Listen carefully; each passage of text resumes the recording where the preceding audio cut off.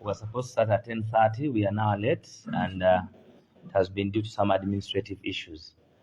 Of course, I did not expect this to be as big as it is, but I think now it is because of the person we are talking about.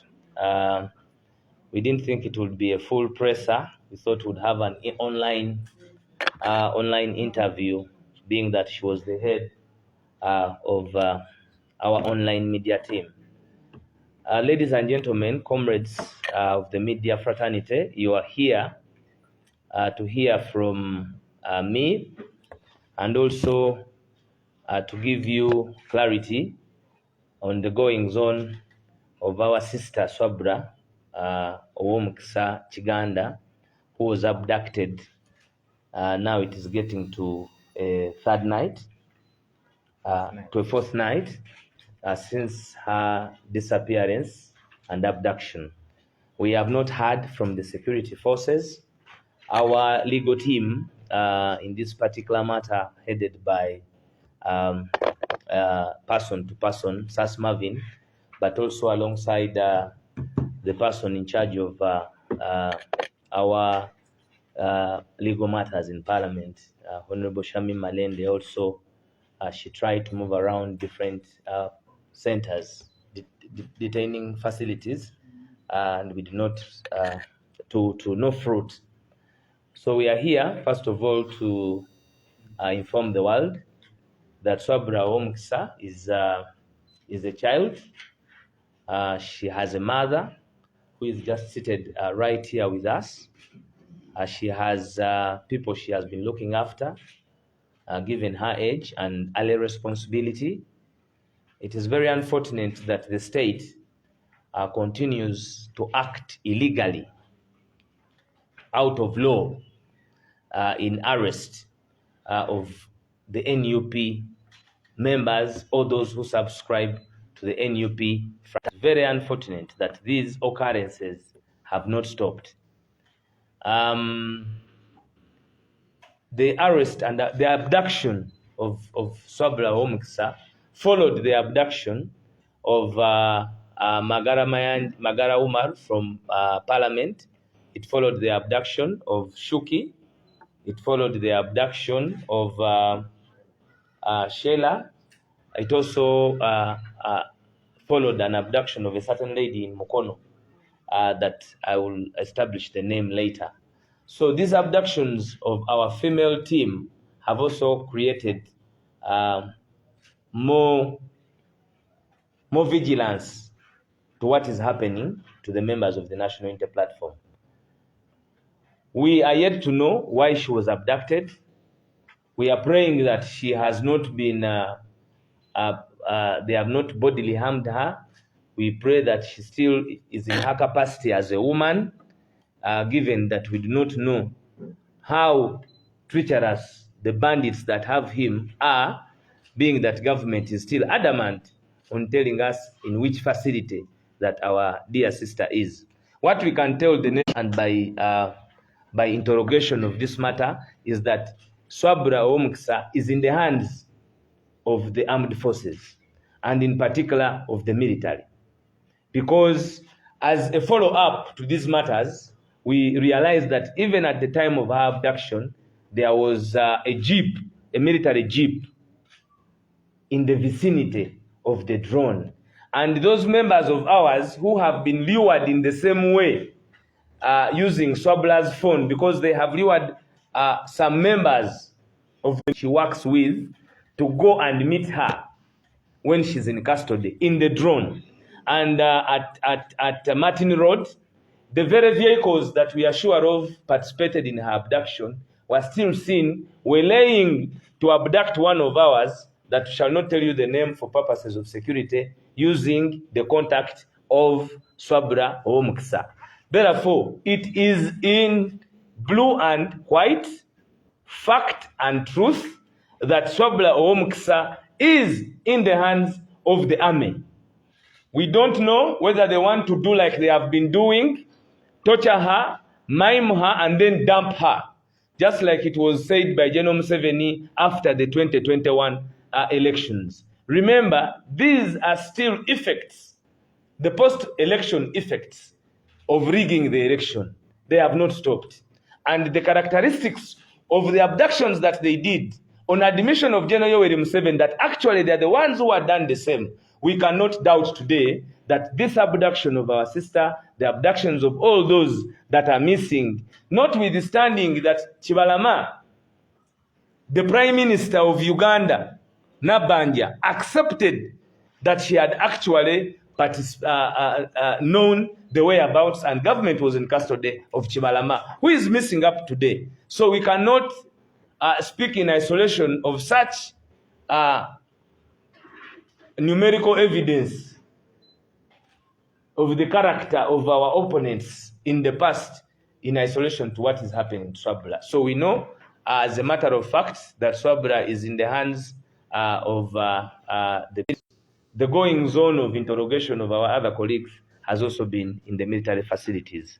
And those that they had been imprisoned, had been abducted and released, they highlighted to us, like Shuki, in the next press conference, you will have audios from them, that many of our supporters, especially from the women wing, many of the girls that you see working with the National Unity Platform have been profiled for arrest. Some of them are on the run. Others are in hiding. They are living in absolute fear. And it is very unfortunate how the indigenous people begin to find their home as hell. And this is why everybody should not stop fighting. I thank you. That was the English version of me to that. But before I think I go to Uganda, I'm going to ask a few of my colleagues to say a word or two. I will ask from the online media. Then thereafter, before I ask the online media, I want to ask the mother of Swabula.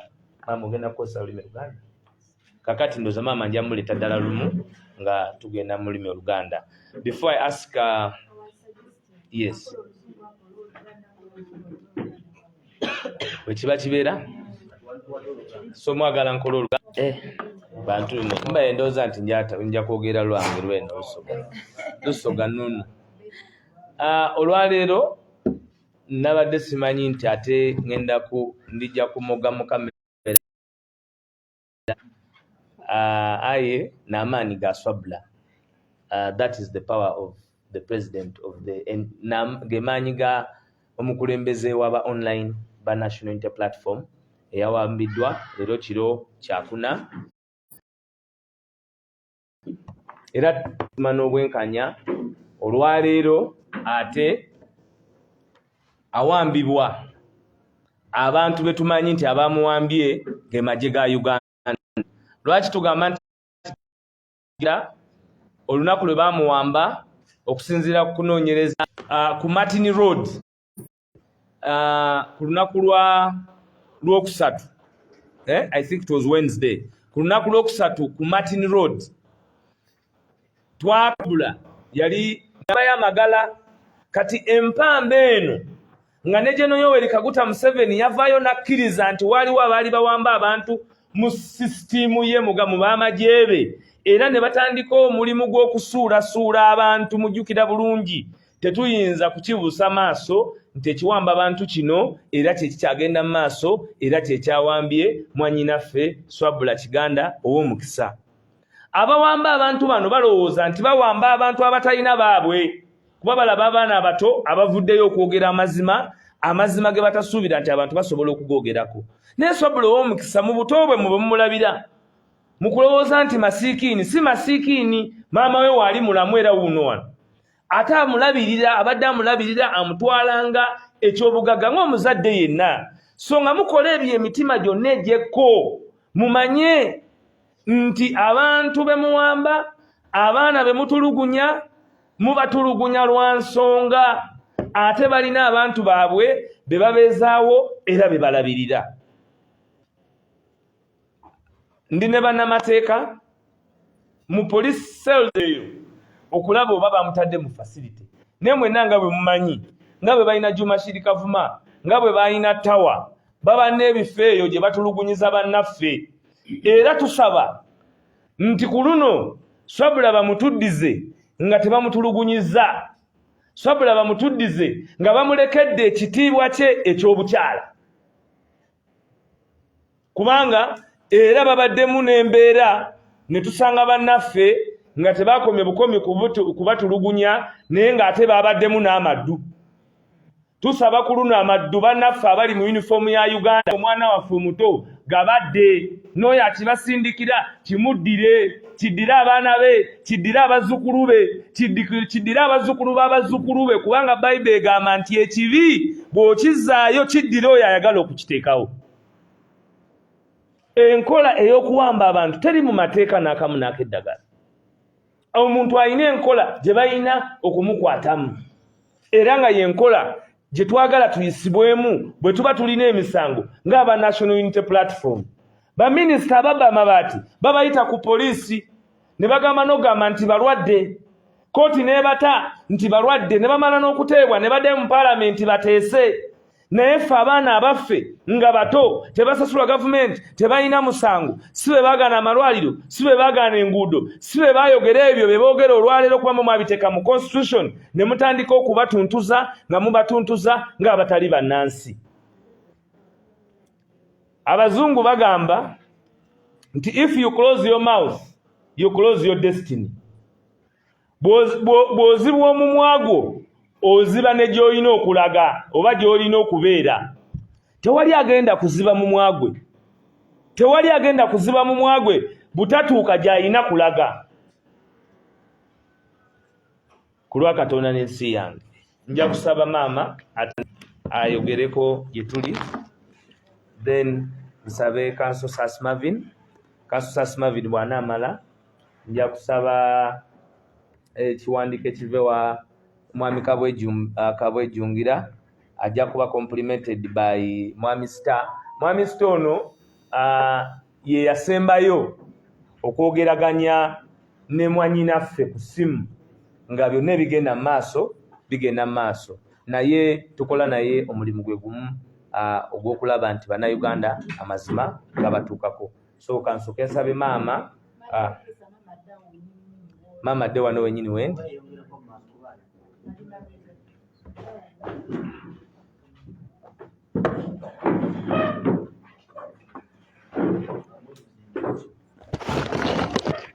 Kakati maama yogerako n'ensi ku mwana buli wadde mbutuulira n'emyaka gy'alina nja kwogererako waggulu. Assalamu alaikum wa rahmatullahi wa barakatuh. Kati omwana oyo Swabula ow'omukisa nayogerako naye ku lunaku olwokubiri essaawa zaali 5 ez'emisana n'ankubira essimu ne twogerezeganya bulungi ne tumaliriza. Kati ziba ziwera ssaawa nga 12 waliwo ambuuza nti Swabula aliko eyo? Ne mugamba nedda. Nambuuza wayogeddeko naye olwaleero? Ne mugamba njogeddeko naye. Nangamba naye Swabula tetumulaba naye tufunye amawulire nti Swabula waliwo zooni ekoze eki emuwambye mututte. Ne mubuuza akoze eki? Nanga tetulina kumanya kiki kyakoze, naye beera mugumu, nja kuddamu kukubire nkubuulire amawulire ge nnaabazemu okukola ki okufuna singa anaaba alabise. Ne mugamba kaale. Kati nembeera awo obudde ne buziba ne ziwera ssaawa nga 3 nenziramu ne mukubira oyo yennyini nangamba sinnaakuddamu kufuna ku mawulire ge. Kati nembuuza ne ku baganda banga naffe situnafuna ku mawulire ge. Nengamba kati omwana alazeewa. Nensirika ne bukya bwakya ku makeera zaawera ssaawa nga 2:30 nenziramu nenkubira omuntu y'omu oyo ne mubuuza nanga maama sinnaakuddamu kufuna ku mawulire gonna gakwatagana na Swabula. Amaanyi ne ganzigwamu ne neebuuza omwana gy'alaze nga sitegeerayo. Kati ate nga yankubidde essimu ku lwokubiri yalina okutwala omwana ku ssomero. Omwana oyo ng'agenda ntya? Kati nsigala neebuuza omwana oyo ku ssomero agenda atya? Swabula ewaka yabadde maama, yabadde taata, yalabirira awaka yaweerera abaana.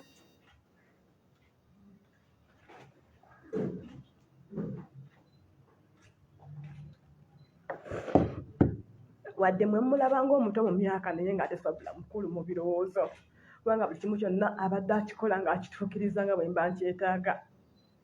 Kati essaawa zino ndi mulwadde mbeera ku ddagala lumu mpaka 3 kati mbeeraawo nga neebuuza eddagala ngenda ddijjawa ngenda kukola ntya obulwadde nga bunnuma nga sina ddagala Swabula yaleeta eddagala sina kyakulya waka Swabula yaleeta ekyokulya buli kimu kyonna Swabula nga yandabirira. Kati essaawa zino siina kimukwatako simanyi waali simanyi mbeera ki gy'alimu kati simanyi kiddako. Omwana alina okugenda ku ssomero tandaba kugenda tewali buli kimu kyonna kibadde kitunuulidde Swabula mu buto obwo obumwe bwe mulaba naye ng'ate ye mukulu mu birowoozo. 9/7 mwezi gw'okuna ennaku z'omwezi 11 lunaku lwali lwa Mande nentoba naye mu mbeera yonna mpaka waatuuse awo. Swabula nagezaako okumugamba Swabula oba bino ebyobufuzi obiveemu nanga maama sisobola bivaamu kubanga njagala bwenkanya bwa nsi yange bw'atyo nga bwaŋŋamba naye kati essaawa zino simanyi kiddako naye mbadde nsaba lwa Katonda alina Swabula yenna nnyambe mu bunaku bwange buno bwe ndimu ampa omwana wange.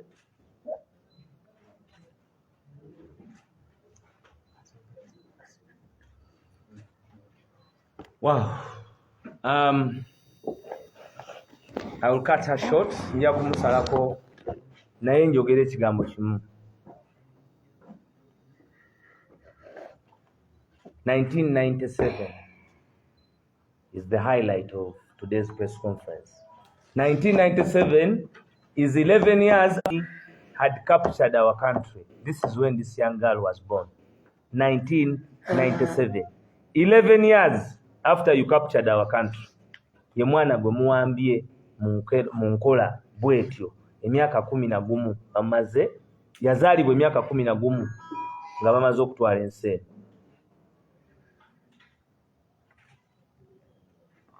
Mujja kukkiriza asaba enkanso.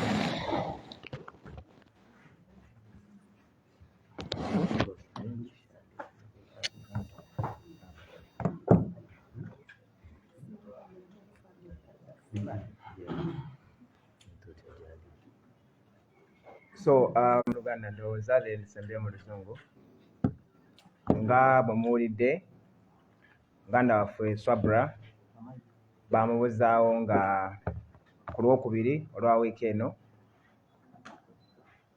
abantu oba abasajja abaali bakutte mundu bamubuzaawo mu bitundu by'e Busega gy'abadde abeera okutuuka kati tetumanyi waali. Ffe nga balooya ab'ekibiina tukoze buli kye tusobola okulaba nga nga muganda waffe oyo comrade waffe oyo gy'ali tugenzeeko ku security facilities, tugenzeeko ku ma police stations agawerako okuzuula oba muganda waffe oyo ali eyo oba bamutereseeyo oba bamusuddeeyo nga bwe batera okukola nga bawambye abantu ab'enjawulo. Naye tubadde eky'omukisa omubi tetunnasobola kumuzuula. Twagenzeeko ku kitongole kya Special Investigations Unit ekitera okukuuma oba okutereka abantu abawambiddwa mu ngeri eyo ne kitutegeeza nti tekimuyina. Ne tugendako ku Central Police Station mu Kampala wano ne batutegeeza nti Swabula tebamuyina. Ne tugendako e Katwe ku poliisi ne batutegeeza nti Swabula tebamuyina. Ne tugendako Joel Wazibidde nga tukomekereza ku poliisi y'e Nateete awaawaabwa omusango nti muganda waffe oyo baali bamuwambye. Nze kennyini kamwakukiridde officer gwe baakwasiza fayiro eyo okunoonyereza n'okugobera ku nsonga eyo n'aŋŋamba nti ne poliisi y'e Nateete temuyina. Teyakomyawo, yagambye nti eky'okumukwata tekimanyiiko. Teyakomyawo n'agamba nti singa muganda waffe oyo abadde ali mu kaduukulu ka poliisi yonna mu ggwanga lino naddala wano e Kampala Metropolitan Area. Bo ng'ab'e Nateete bandibadde bamanyi waali, ne bwe yandibadde tugambe ekiyira wano bandibadde bategedde olw'ensonga nti bo balina sisitemu yaabwe nga poliisi ebayamba okumanya omuntu yenna bw'abanga ali mu custody ya poliisi, ebayamba okumanya police station ki oba police post ki waali. So omukulu oyo yakomekereza nga ndaga nti Kiswabula talina police station yonna waali, police station oba police post oba akaduukulu ka poliisi taliiwo as of now. Kyamukisa mubi nti tetunnafuna kuvaayo kwa aboogezi ba poliisi oba ebitongole bya security byonna okutubuulira ekituufu oba okutubuulira muganda waffe ono waali, naye nga ffe nga okusinziira ku badde bigenda maaso mu ggwanga tukkiriza era tukakasa nti abaawambye muganda waffe oyo ba security ya Uganda, most likely bamagye, kubanga ennaku zino eziyiseeko bwe beegumbulidde omuze gw'okuwamba abantu bwe bamala okubatulugunya oba bakola nga ebaagadde ne bagenda ne babasuulira poliisi. Naye era njagala okukkaatiriza nti abakulu abo ne bandivuddeyo nga balina kye boogedde oba ne bandibadde nga beegaanye, si be boogera ennyo amazima agali awo. Nze kama kwogera ku wiiki ya Mande ya wiiki eno nali era ku SIU awo ekireka nga tugobera ku nsonga za muganda waffe Shuki. Abakulu abatwala ekifo ekyo ne bankakasa nti Shuki tebamuyina n'omwana tebamuyina. Baawo dakiika tezaawera na 3 nga abakulu be bamu bakubidde famire ye endala, bakubidde muganda we essimu bamugamba leeta kaadi tukuwe muganda wo. So kyannaku nti abantu abavunaanyizibwako okukuuma abantu n'ebintu byabwe nga biri seefu, ate bo mu kamwa kaabwe tebalina mazima era tebalina bwesimbu. Ennaku constitution egamba nti omuntu waakwatibwa oba waabwambibwa, ekinene ennyo byonna gye bamusibidde alina okumalayo essaawa 48, bwe ziggwako either alina okuteebwa oba alina okuleetebwa mu kkooti. Ennaku essaawa ezo 48 zaweddeko jjo tetunnamuwuliza. Constitution yennyini egamba nti omuntu bw'akwatibwa alina okuweebwa omukisa okulaba balooya be oba okulaba famire ye oba byombi. Bw'abanga alina obuzibu oba obulwadde alina eddembe lye ng'omuntu okulaba nti afuna obujjanjabi. Ekyennaku ebyo byonna constitution yo nga bw'erambika, amateeka tegagobereddwa, amateeka tegakkiriza kuwamba bantu. Etteeka terikkiriza kuwamba muntu, etteeka kye liragira nti omuntu alina okukwatibwa abantu nga beeyanjudde, ne bwabeeyanjula ne bamuwa ID abo oba ne bamuwa warrant card oba abapoliisi, ne bamubuulira ensonga emukwasizza, ne bamuwa omukisa okutegeeza abooluganda lwe, era ne bamutwala mu kifo ekiri gazetted, mu luzungu kye bayita gazetted, okutereka omuntu abawambiddwa abaakwatiddwa. Okuba nti bawamba abantu ne babateeka mu safe house oba yonna eyo nga tewamanyiddwa oba nga mu mateeka tewagazetingiddwa, kikolwa kimenya mateeka era tukivumirira ffe nga balooya. As of now tuli mu nteekateeka za kugenda mu kkooti kufayiringa habeas corpus. Tusabe kkooti eyise ekiragiro nti muganda waffe oyo yenna amukutte amute oba ayimbulwe. Kyekyo mu Luganda ndowooza nsobola sikinga mu Luzungu.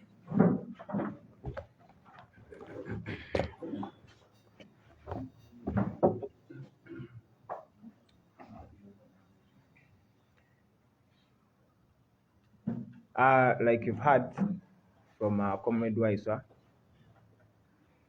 our friend, our sister Swabra Najemba ow'omukisa Kiganda manya manjiko was abducted by men holding guns on Tuesday this week. She was abducted as she was heading to her home by people who lied to her that they had to her. Unfortunately, when she arrived where they had directed her, they just grabbed her and threw her in a drone, which drove her away to an unknown destination. As lawyers of the National Unity Platform, we've done our best so far to establish the whereabouts of our sister. We have been to various security facilities around Kampala metropolitan area. We have been to SIU Kireka, where they usually detain or hold people abducted in similar circumstances. The powers that be at that facility informed us in no uncertain terms that they do not have Comrade Swabra. We have been to CPS, we have been to Katwe police station, we have been to Natete police station, and they are all singing the same song. They are saying they don't have Comrade Swabra, but they're not just saying that. They also added, I was at Natete police station yesterday, and the officers there who are handling this particular file informed me that it's not just that police that Natete does not have Comrade Swabra in its detention, but they also asserted that, to the best of their knowledge, no other police station or police post within especially Kampala Metropolitan has that lady in their custody, because apparently they have a system where they can track everyone who has been arrested and detained. So they concluded by saying that most likely, and this is something we're already suspecting anyway, because I mean, it wouldn't be beyond them. They concluded by saying that Comrade Swabra is most likely in the hands of the military. As you might know, the laws that govern this country prohibit, first of all, abductions. They require an arresting officer from whatever agency they may be to identify themselves, to show their identification documents. If it's a police officer, they're supposed to show a warrant card. I think that's the name. They are supposed to inform the person being arrested of the reason for that arrest, and they are supposed to give them a chance to inform their family members that they are arresting this person, that this person has been arrested. After arrest, the same law requires those officers to give a chance to the person so arrested to speak to their lawyer, speak to their family members, and if necessary, to receive medical attention if at all their health is not that good. The unfortunate bit is that in this particular case, none of those legal requirements have been complied with by the security agencies. The same laws prohibit detaining anybody in a place that's not gazetted by law. The unfortunate bit in this case is that that seems to be the scenario. As lawyers of the party, we are going to embark on, we have already embarked on another option. We are filing in court an application for habeas corpus to see that we get there from orders directing whoever may be having this lady in their custody to release her or to bring her to court forthwith. Thank you. Thank you very much. I will now have Mr. Mafnidi Akawejumbira. They have an online NUP statement, which being the spokesperson will quickly avert. Mbalamusizza bannayuganda mwenna abatulaba. Amannya Charles Mpanga, nze head of communication owa online OMA. Briefly, njagala okukondemminga ekikolwa kyonna ekitutuusibwako ffe nga bannamawulire, nti ffe nga bannamawulire twogera bye tulabye, tetuteesa bye tugenda kubawa. Bye bateesezza bye tulabye naffe bye tuteeka mu kamera ne tubawa. So tetulina buvunaanyizibwa bw'ebyo bwe tuba tubaweerezza. Ffe nga bannamawulire tukola mulimu gwa kubaweereza ebyo bye tulina okubatuusaako. muganda waffe Swabula ye president waffe owa online.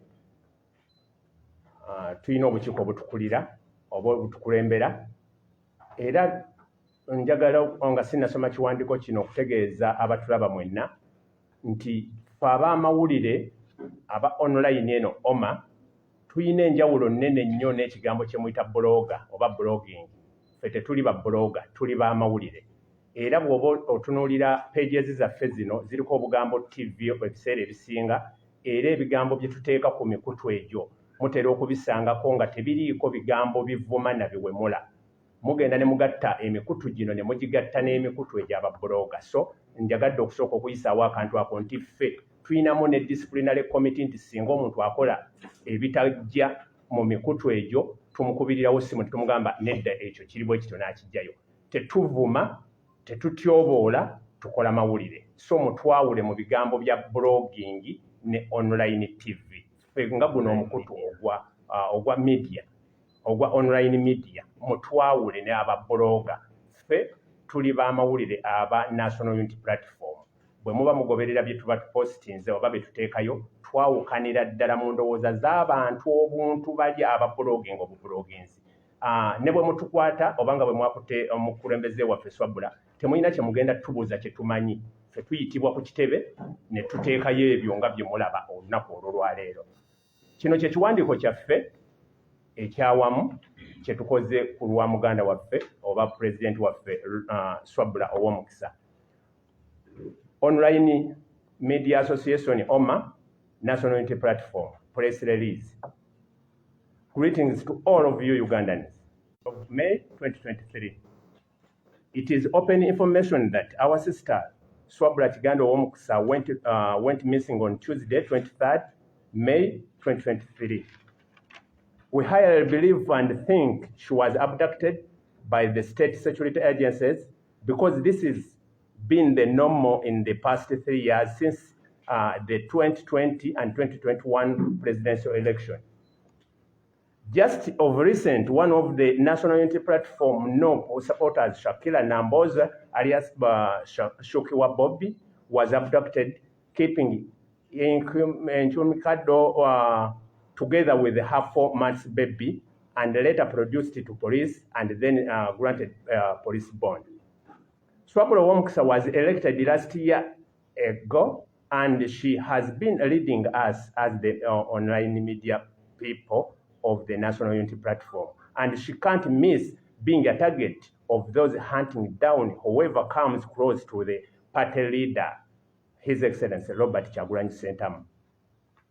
We continue to search for her whereabouts and demand that if the state security agencies abducted her, first of all, that is a crime. Nevertheless, she should be produced to court. And if she committed any crime, she should be charged and detained in the legal detention centers, prisons. Her relatives and all the friends, including us, the NUP online media people, should be able to see her because that is her right. We also condemn the ongoing abductions and torture waged on the supporters of the NUP, on which we align to because we believe it is a born right for every Ugandan to support any politician and be a member of any political party as they wish. Signed by Charles Mpanga, Head of Communication, on behalf of media team. Thank you. Thank you very much. Yalubanyonyodde mu lufuutifuuti mwalubulidde ensonga yazisose mu Luganda kati omuntu ali important gwe njagala abawe audio ogenda giwa mu Luzungu Luganda kale eyaliwo eyawuliziganya okusinziira bwe nanyumyamu naye mu kiseera ekyo no mwanyinaffe ye Siita nga naye ali omu ku ttiimu yaffe ya OMA naye nsaba muweeyo mukanye muweeyo obudakiika bubwo atuviire ku ntono. All right, no problem. Please.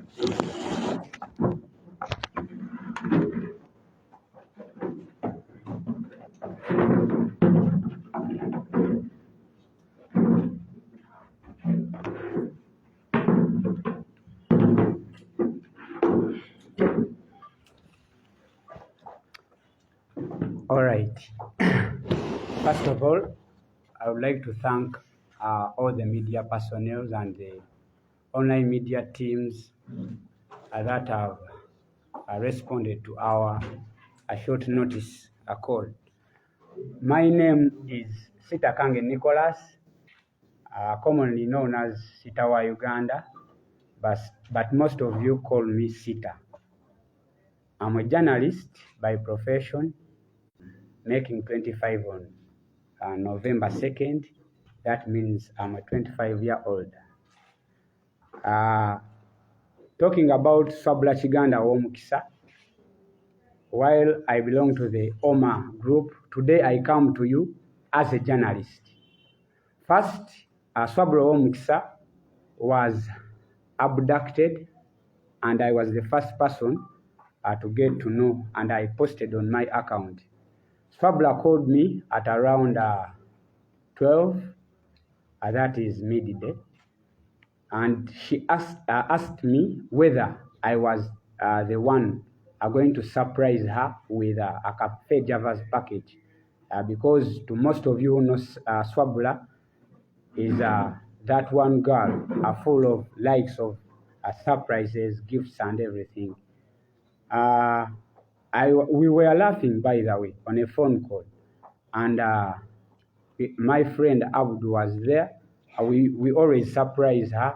We take her. We order like on Jumia. We take to her KFC, sometimes food, and everything. But that day, we were very open to her. We told her that it was not us who were delivering that package. She laughed off, and then she switched off the phone. At around 7, that was 1:14. 1:14, that is lunchtime. Swabula called me again. She was like, this man is insisting that he's delivering the package, and is from Kk Tv. And I told Swabula Womukisa that we are in a country where you are saying that girls are next to His Excellency Kyagulanyi Ssentamu are being abducted. Why would you trust that man?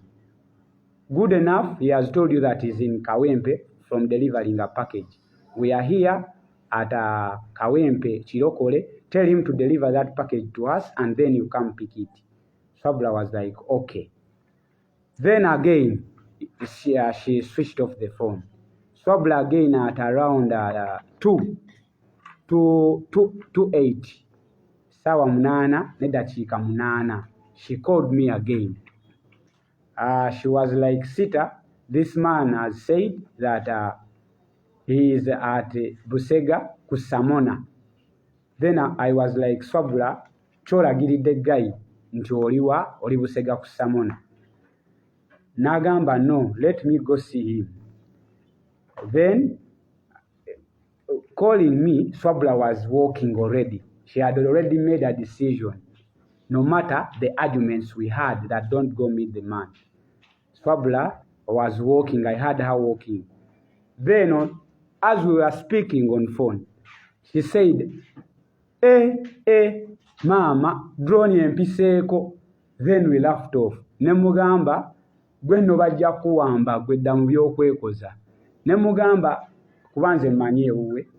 Like I said, ngenda kogera Zungu n'Oluganda, you excuse me for that. Nemugamba, drone ekuyiseko naye, wowe ogenda laba oyo guy aba Kk Tv, teri wa boda Kk Tv atabeera na kigundi ekyo kiboxi nga kiriko Kk Tv. Just yimirira ku dduuka awo olabe ku stage, kuba ku stage oba olabawo oyimirire no ku dduuka. Swabula n'angamba kale nga tukyali ku simu wennyini. Guy n'angamba, guy obwedda nkubira wuna nkubidde. Naye wangambye okola ki? We mugambye okunsanga ku stage. Ate ndabawo ki? Drone. Awo wennyini nga tukyayogera. She started running. Kati mukudduka n'angamba nabadde ngambye owa boda ajja ggalewo ennyumba. Statement n'engifuna. Then entya n'angamba nziruka naye ngenda wa Vincent kubanga yali adduka ng'addukira mu kutya. Meaning waliwo yali akola ki? Yali amugoba. kati nange mu kutya ne nzijjako essimu we nagijjaako ne njirookinga then mu kudduka kwe nga ngambye agenda wa Vincent nasooka ne ndookinga essimu ne nsooka nshatinga off ne nsooka nvaako nze ng'omuntu ne mugamba kati saddamu mukubira zaali around ssaawa 10 no before that we najjako essimu nasooka kola post ne ntegeeza abantu bannaye Swabula asimatuse drone naye mukole ki mwebeereremu kubanze mukuŋŋamba nti yali agenda wa Vincent nali manya akoze eki asimatuse at around 4 nkuba essimu ya Swabula teriiko ne ŋŋamba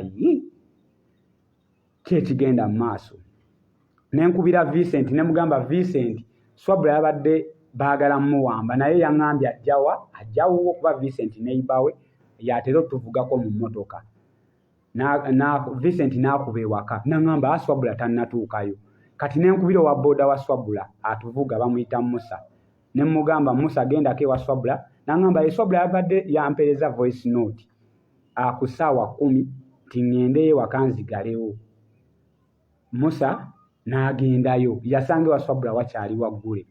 That's when we realized that Swabula was abducted.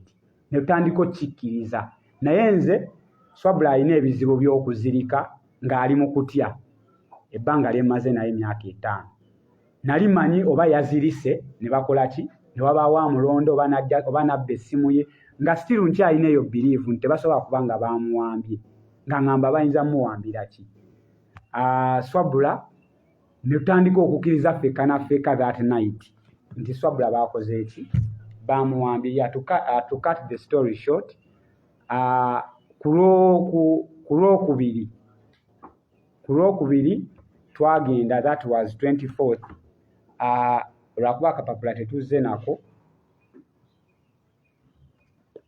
nako akapapula ku lwokusatu ne tukola follow up twasooka ku poliisi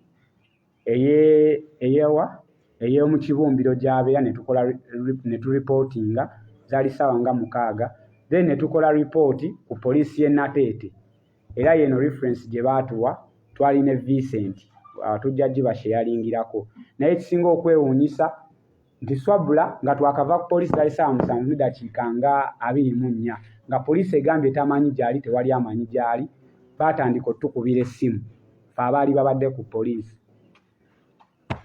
ne bakubira Vincent nga bakozesa simu ya Swabula nti gwe mubadde munoonya poliisi kwakola ki waali realizing nti yali trap era nze we bankubira essimu nakola ki nagijjako bujja Swabula era yennyini n'atandika okubira ku bantu abalala naye awo wennyini we mungenda okubasabira bannamawulire bannaffe Swabula tebamuwambye lwakubanga we NUP oba akola mawulire g'NUP ffenna tukimanyi nti omukazi omu Margaret Duras yagamba a French novelist that journalism without a moral position is impossible. Every journalist is a moralist. It is absolutely unavoidable. Oba oli wa NTV oba oli waki muli olwo oba omanyi kyokola ki kyowagira so tetuzze wano kutujaajinga oba mwe abatusalira omusango kikyokola amawulire g'NUP buli nsi oba ensi zetulabye ezikulaakulanye ezirina democracy balina ne Museveni yennyini alina bannamawulire be so tekirina kyetuvunaanibwa okubeera nti tufe amawulire getukola oba tuli bamawulire baki ba NUP awo wennyini wenza n'oweereza baganda baffe message bannamawulire nti si Swabula yekka gwe akawamba tulina Lawrence Kitata up to now ali Kenya yagenda is running for his life. Lawrence Kitata yali wa Daily Monitor yali wa Bukedda sorry tulina muganda waffe oba mwannyinaffe Remy Bahati paka kati ali bweru yali wa NBS ne family era we yasigala nga atweetinga era family bakola ki wajja ne bagiwamba recently. Tulina baganda baffe Bakatumba Gerard tulina ba Ricardo Kalema ali Kenya paka kati adduka lwa bulamu bwe government yagala muwamba kubanga munnamawulire. When will this stop? I'll borrow some words from Jonah, also journalist. Yatugambye nti bwe tuba tukyalina omukisa okwogera twogere kuba Swabula essaawa zino tasobola kwogera bwe tuba tukyalina omukisa bannamawulire twogere. Partisanship, security forces, mubadde so partisan. Just tukola ne mutuwa ne reference ne mutugamba gwe munoonya tali wano. Naye ne ate ne mutulaga nti mmwe mutukubira nga mwagala era ate mutukwate. Nze sigaanangako kunkwata. If you summon me, abayogerera poliisi na bitongole bya poliisi wojje ewaka ewaffe mumanyiyo mujje muŋŋambe ssebo wakoze omusango bwe guti ne bwe guti tukutwala ku poliisi. Naye ne ntwala gye mututwaliramu tulina bazadde baffe. Swabula alina omwana asoma yabadde yakamuzzayo ku ssomero ku Sande. Mugenda kukutula bazadde baffe emitima, mama wa Swabula wuuno wano. Mugenda kukutula bazadde baffe emitima enkwata gye mutukwatamu nga tetulina musango. Samonas mutuyite tujje tubeewo. Nga maliriza neebaza ba lawyers, neebaza ebitongole TV stations ez'enjawulo ne media stations ezavuddeyo ne zimanya omulanga gwa Swabula ng'ow'amawulire. Ne mwerabira abo bambi oba abadde akola ne NUP oba ne Bobi Wine ne mukirabya wabula ne mupostinga ng'ow'amawulire nga ne wano muzze. Ne neebaza ba lawyers abatambudde safe houses zonna wadde nga Swabula bamweganye nti tebamuyina. Finally nga maliriza ekitongole ekitutwala ekyawujja kuba ne kaadi zammwe tuzirina tuli b'amawulire. Naye bino nga bigenda mu maaso ebitongole bitutwala nga bannamawulire twavudde ku kuba nti we are paper sprayed while doing our work. Twaze ku kuwambibwa ate nga tekitandise butandisi, it has been there. Naye ebitongole tubalaba mu kuŋŋaana wemba mugenze mu State House ku collectinga ssente. Tetubawulirangako nga muvuddeyo okwadvocatinga for our freedoms as journalists. Human rights defenders, where are you in this? Swabula is just 25, just like me. Taina crime gye yali akoze. Just kuweereza mawulire. Fena tukimanyi era babadde mawulire mukimanyi kyezimu ku core principles eza journalism, that is truth and accuracy, independence, fairness. We have been fair to presenting however much to supporting Bobi Wine oba tumugoberera oba tuliba NUP nga abamawulire. We have been making those stories as journalists. But kyemusazeewo essaawa zino kutuwamba. Muli mu kunkubira simu. Ekyo nakyo sigenda kirekayo. Ever since you have producted Swabula, munkubidde simu, mumpereza message ezintiisatiisa, but bagay, temulina right ku bulamu bwange, Katonda ya bulina. I'm a father, my son has just made 1 year and 2 weeks. Mujja kujjenja muntwale, era nja kubaawo mujja kuntwale, naye nze byemukubyemu na byemumbuuza, era tewali kyengenda. Swabula byabagamba nange byengendo bagamba. Wemba mwagala kwata. Don't arrest me, don't abduct me because you want to know Bobi Wine's next plans. Go to Magere, it's there. Vuga emmotoka, vuga drone zogende Magere, wamba Bobi Wine. Omubuuze kiki kyozzaako. Kubafa abamawulire, temutulanga bwemage. Thank you so much. Katonda abankuumi.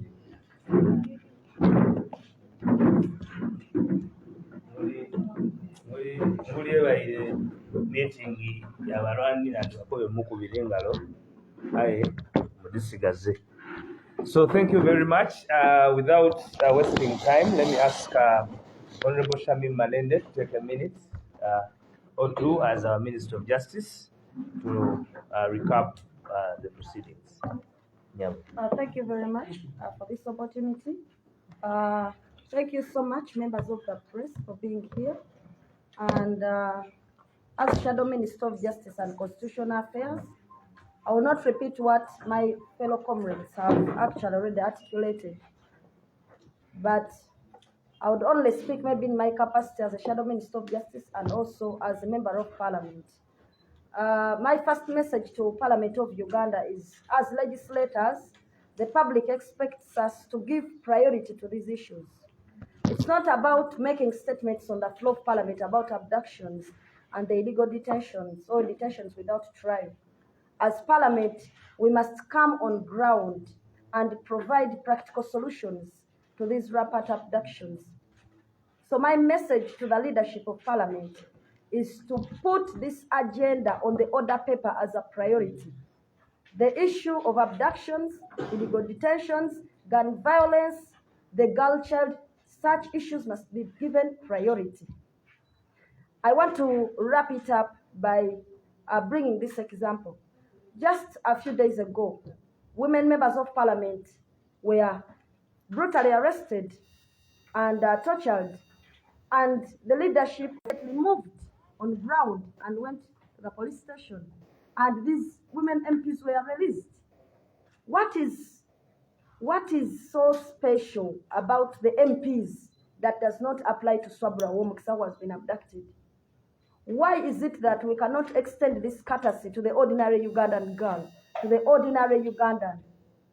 I believe that as parliament, we must move from up there and come to the people. We must not leave it at the parliament floor. We must not say that, a statement has been made about abductions and that's it. Because ministers will come and make excuses. Give me 3 days. I'll come and make a report next week. That is all that we do in parliament, and it is so absurd. The public feels that we are not coordinated, like we are not speaking their voice. Because we are up there, we speak from parliament, we make statements, but we do not come on ground. So that is my first point. Maybe the other point that I can speak about, or of course as shadow minister, just to condemn. I just condemn the rampant abductions, condemn the illegal detentions, and also condemn the detentions without trial. We've had so many of our colleagues. I will not say much about that because my colleagues have already addressed you on that. But we want to say that let every person use their voice to say no to the abductions, say no to gun violence. Look at the welfare of the people. Let democracy work. We know it's not easy because you are seated where you are not supposed to be. You are not the ones who won this election. But we are saying you are using taxpayers' money to do what you do. So that's why we are holding you accountable and to ensure that you protect the rights of Ugandans instead of torturing them. Thank you so much. Uganda. Okay. Mu Luganda, ngenda kukozesa omukisa guno nga shadow minister wa justice era ng'omubaka wa parliament. Mpiseewo obubaka buno nti essaawa eno ekisinga obukulu si kwe kuba nti parliament etuula neeyokola statement nti waliwo abawambibwa ekyo ne kiggwa ne wajjawo ekirala. Essaawa eno parliament erina okuwa amakulu ensonga y'ekiwamba abantu, neewa amakulu ensonga y'okutereka abantu ku poliisi ne batawozesebwa n'abo abawangalidde mu makomera nga tebawozesebwa. Essaawa eno kikulu nnyo parliament ya Uganda okulaba nti ensonga y'enkozesa embi ey'emmundu etunulwamu. Bwe kuba kutunulira abantu basasulwa bubi, ensonga eyo ebeere ng'etunuulirwa. Bwe waba nga waliwo ssente ezibbibwa, kigende mu nkola nti abazibbye bakwatibwako. N'olwekyo nandisaba parliament yaffe eya Uganda ku biteeso ebiri ku agenda ebisooka ebeere ng'ensonga y'ekiwamba abantu ekyogerako. Emabegako waliwo abakyala ba MPs abaakwatibwa obubi ku parliament era ne batwalibwa ku CPS. Era obukulembeze bwa parliament bwavaayo ne bubanonayo bunnambiro ne bateerwawo. Munnayuganda owa wansi asookerwako ayagala ekyo ekikolwa ekyakolebwa ku babaka abakyala kikolebwe ne ku Swabra ow'omukisa, kikolebwe ne ku wa bodaboda ali eyo, kikolebwe ne ku munnayuganda owa bulijjo, nti obukulembeze bwonna bwe bulaba nga waliwo eddembe erikyoboddwa buyimukiramu. Mu bimpimpi parliament ya Uganda eve mu kwogera obwogezi ejjeko ku ground. Naffe kituluma ng'abakulembeze kuba ensobi yonna ekolebwa parliament ya Uganda etutwaliramu ffenna ng'ababaka ba parliament. N'olwekyo ensonga eyo etwalibwe nga nkulu. Ekyokubiri nti abantu bano tuba holding accountable olw'ensonga nti bakutwala ssente y'omuwi w'omusolo ate batudde mu kifo we bataawangula. N'olwekyo teweewuunya nti lwaki tubabanja ebintu bino, tulina okubibanja yadde baawamba kawambe, yadde ekifo baawamba kiwambe olw'ensonga tubasasula omusolo baeremezaawo. N'olwekyo tulina okubateeka ku nninga okulaba nga bakola ekituufu.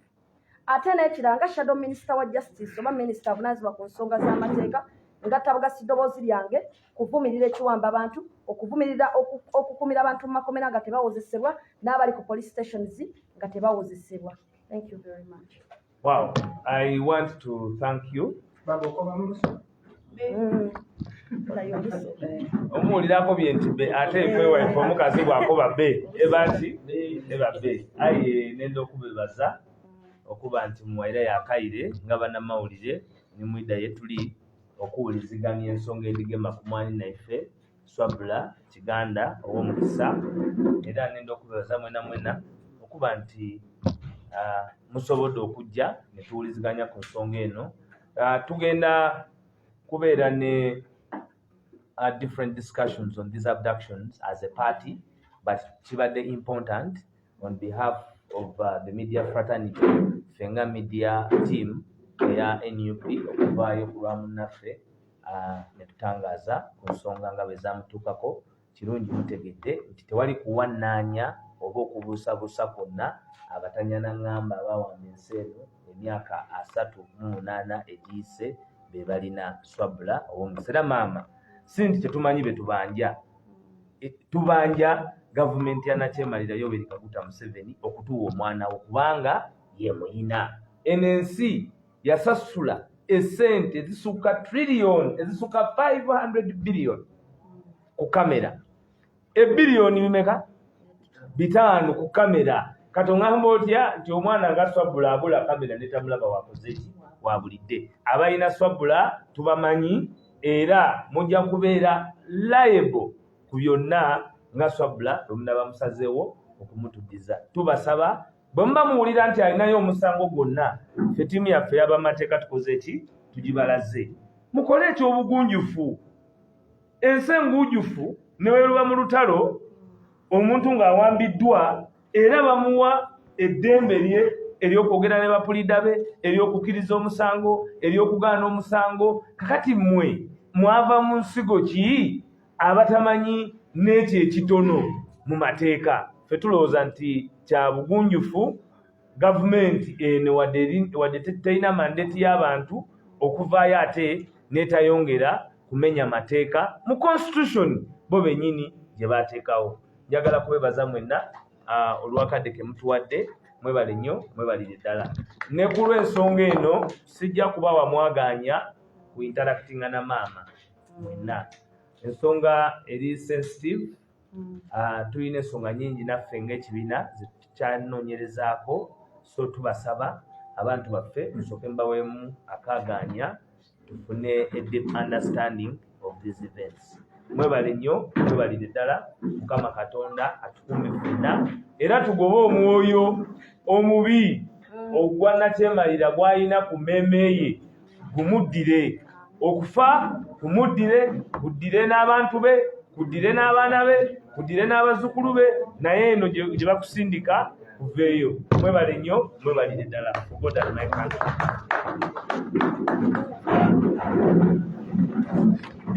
Thank you so much.